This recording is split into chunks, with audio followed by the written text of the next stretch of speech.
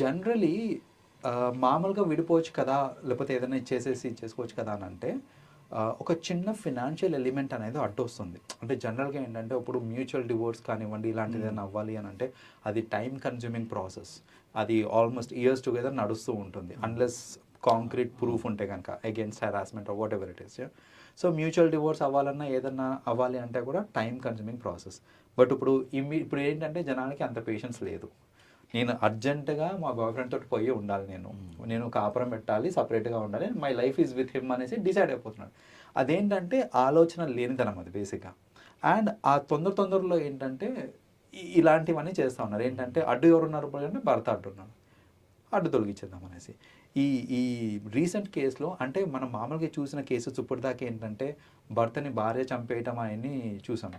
ఈ మధ్య ఇంకా ఫ్యాన్సీగా ఏంటంటే సుపారీ కూడా ఇస్తున్నారు, హస్బెండ్ని చంపేయడానికి సుపారీ కూడా ఇస్తున్నారు.